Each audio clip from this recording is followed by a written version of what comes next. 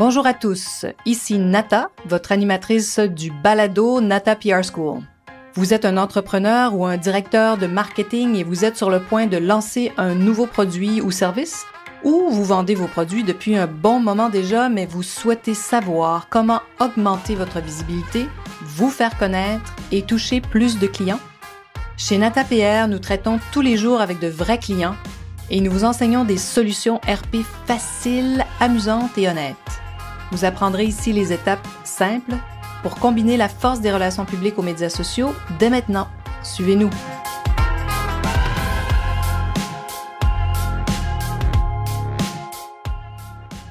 Bonjour et bienvenue à ce 18e épisode du balado du podcast Nata PR School. À quoi servent les RP? Ça sert à quoi les relations publiques? Est-ce que ça sert à quelque chose? Ça, c'est la question qu'on va explorer aujourd'hui. Et j'aime bien vous amener des questions que des clients nous posent parce que je soupçonne fortement que vous les posez aussi. Mon associé David Tremblay et moi-même, toutes les semaines, on échange sur ce sujet. On se pose cette même question qui revient très souvent. Comment augmenter la visibilité de nos clients? On se demande qu'est-ce qu'on peut faire de plus pour obtenir les meilleurs articles, les meilleures entrevues, dans le fond, avec nos clients. Et peut-être des fois le plus grand nombre de mentions si on est sur le web et qu'on combine les médias sociaux. Comment on fait pour avoir le plus grand nombre de unboxing? Des fois, ça nous arrive aussi avec des clients d'aller dans ces stratégies-là pour faire connaître un produit. C'est souvent des produits qui sont très attrayants visiblement, qu'il y a quelque chose à montrer. Quand on va aller dans une stratégie de unboxing, je pourrais d'ailleurs faire un podcast là-dessus éventuellement en parlant, comme ça me fait penser. Alors donc, tous les mois, je voulais vous partager une anecdote parce que je rencontre mes employés. Je leur pose toujours les mêmes questions et je veux savoir aussi quels sont leurs objectifs. Ça peut être personnel et des fois aussi d'entreprise, bien sûr. Comment elles se voient, comment elles se projettent dans le futur, c'est toujours très intéressant. Et une de mes questions est toujours la suivante. Qu'est-ce que vous avez appris ce mois-ci? Donc, je leur demande, y a-t-il quelque chose vraiment qui t'a frappé? Et ça, c'est tellement fascinant. Même moi, j'apprends énormément.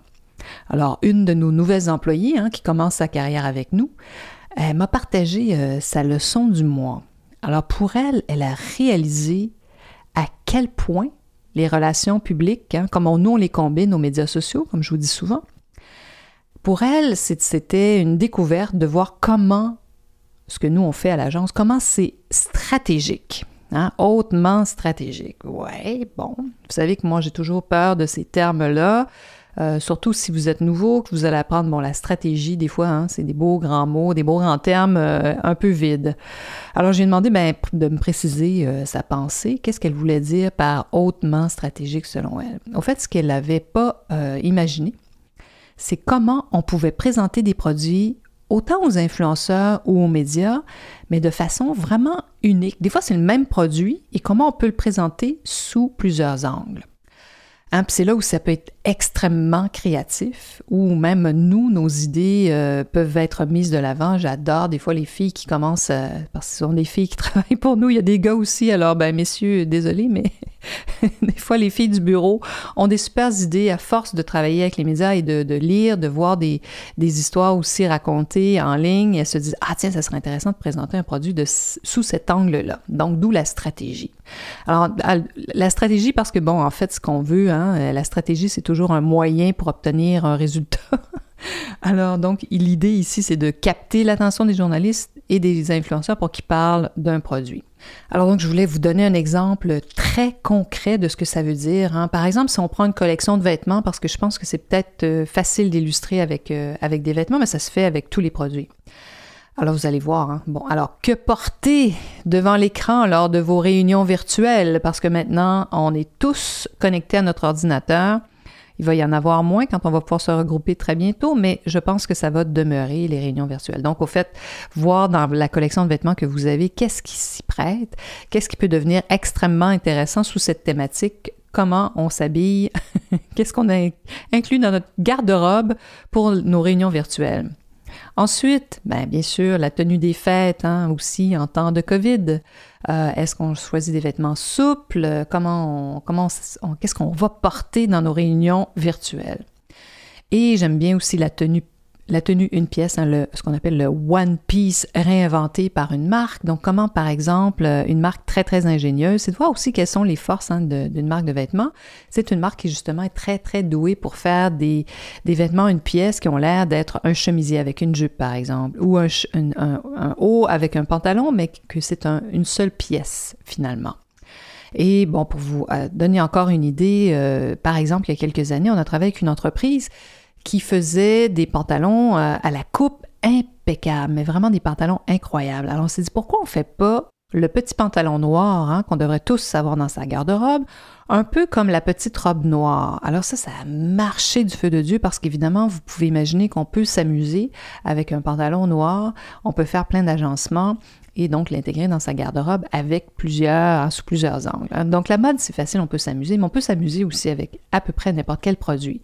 Donc concrètement, ce que ça veut dire, c'est de voir comment on peut trouver une nouvelle façon de présenter un produit. Des fois, c'est se rattacher à l'actualité. Hein. C'est comme ça qu'on est stratégique, on se rattache des fois au courant, à ce dont on parle dans les médias. Voilà. Puis bon, ben vous savez, j'aime beaucoup parler de comment on combine nos relations publiques aux médias sociaux. Puis concrètement, ça sert à quoi de faire ça? Parce qu'aujourd'hui, c'était beaucoup ma question du jour. À quoi ça sert, les RP? Et donc, quand on les combine, ben c'est sûr que c'est pour faire connaître vos produits à vos clients. Hein, vous voulez que vos clients vous voient, entendent parler de vous. Hein, c'est comme vous leur présentez des choses, vous gardez le contact avec eux en étant visible. Hein, vous inspirez vos clients sur vos nouveautés, puis vous leur racontez ce que vous faites aussi. Vous leur faites découvrir aussi qui est derrière la marque et vos produits. Aujourd'hui, sachez-le, les consommateurs veulent connaître votre histoire, veulent savoir comment les produits sont faits, veulent connaître la provenance des ingrédients autant que possible. Alors, plus vous êtes transparent, plus vous pouvez raconter des choses sur votre entreprise ou vos produits, bien, plus vos consommateurs vont vous adopter, vont devenir vos fans. Hein? Donc, vous voyez un peu comment c'est intéressant de combiner ce qu'on raconte dans la presse, ce qu'on raconte aux médias et ce qu'on raconte aussi sur les médias sociaux. Puis je voulais aussi un peu vous parler aujourd'hui de ce qui me préoccupe parce que je trouve que les journaux de quartier qui sont très importants sont vraiment délaissés. Vous entendez certainement parler des grands médias qui perdent toute cette partie publicitaire parce que souvent, même des fois, nos gouvernements annoncent sur Google, sur Facebook et ailleurs, donc sur les plateformes web, et ont délaissé les journaux de quartier. Alors, vous êtes une petite entreprise, soyez en contact avec eux, ils veulent savoir ce que vous faites, ils sont là pour vous. Alors, s'ils sont près de vous, ces journaux-là, bien, contactez-les. Racontez-leur votre histoire et surtout, essayez d'avoir à l'occasion des budgets. Ça ne veut pas dire d'être tout le temps là, mais bon, parfois, je pense surtout des fois aux concessionnaires automobiles, aux hôtels, aux entreprises vraiment qui sont aussi très incarnées dans des quartiers. Il y en a plusieurs. Et bon, ben, si vous dépensez de l'argent, vous avez un budget publicitaire, ben, gardez-en un tout petit peu pour les médias qui sont des médias locaux, votre journal local.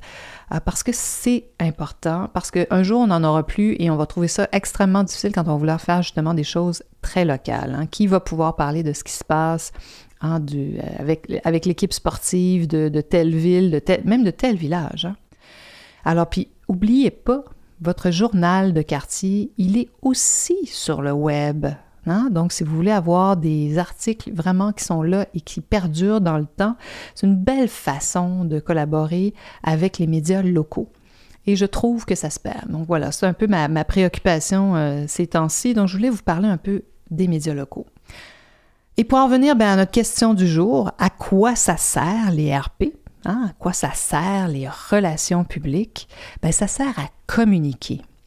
Parce que, comme je dis toujours, vous avez beau avoir un produit formidable, mais si vous n'en parlez pas, si personne ne le sait, bien, ça va être difficile de faire décoller les ventes. Hein? Parce que vous avez beau avoir investi dans les matériaux, dans la confection, ça m'arrive tellement souvent, même récemment, j'ai encore vu des entreprises qui sont venues vers moi, qui voulaient avoir une consultation pour savoir ce qu'ils pouvaient faire. Et il y avait tellement de choses à raconter, mais sauf qu'ils étaient au bout du rouleau. Alors, plus d'argent. Alors, ils pensent que, bon, les gens vont les trouver par miracle sur le web. Non, sachez qu'il faut poser des gestes. Il faut faire parler de vous.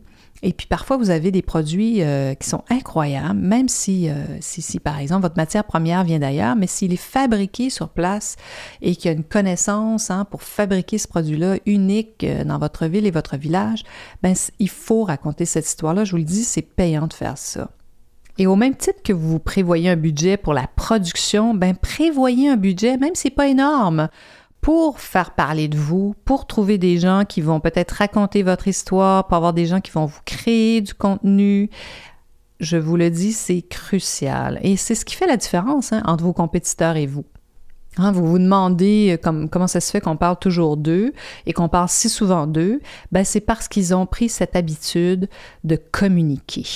Donc, les relations publiques, on se demandait aujourd'hui, ça sert à quoi? Ça sert à communiquer. On dit souvent à raconter votre histoire. Alors voilà, vous voulez en savoir plus, vous voulez apprendre comment on fait pour se faire connaître, comment nous aussi à l'agence on travaille, ben contactez-moi, nata@natapierre.com. J'ai vraiment envie d'entendre, de découvrir vos projets. Il y a plusieurs personnes qui le font. J'apprends aussi, moi aussi, plein de choses en discutant avec divers entrepreneurs. C'est toujours très enrichissant. Et puis, inscrivez-vous sur nos listes. Allez sur notre page natapr.com, natapr.com. Inscrivez-vous sur nos listes. On a toutes sortes de webinaires gratuits, des formations. Vous allez même recevoir notre outil, notre modèle en 6 étapes complètement gratuitement. J'espère que vous avez appris quelque chose aujourd'hui et faites-le moi savoir. Vous avez envie d'en savoir plus, contactez-moi nata@natapr.com ou inscrivez-vous sur nos listes. Allez sur notre site natapr.com, natapr.com, natapr.com et vous allez voir, on a des webinaires gratuits, on a toutes sortes de formations, mais vraiment, il y a énormément d'informations qu'on diffuse. C'est ce que j'ai envie de faire. J'ai envie d'aider des entreprises, des entrepreneurs comme vous qui avez un produit formidable et qui a besoin de le faire connaître. Alors, j'espère qu'on aura l'occasion de se rencontrer et prévoyez un budget pour la prochaine année. Et puis, voilà, j'espère que vous avez appris des astuces utiles. Et je vous dis à la semaine prochaine. Vous êtes curieux et souhaitez en savoir plus sur comment implanter des stratégies de relations publiques? Rendez-vous sur natapr.com et inscrivez-vous sur notre liste. Vous recevrez le modèle NataPR pour créer une campagne RP réussie. Et si vous souhaitez devenir client, contactez-nous à nata@natapr.com. Nous attendons vos commentaires. À la semaine prochaine!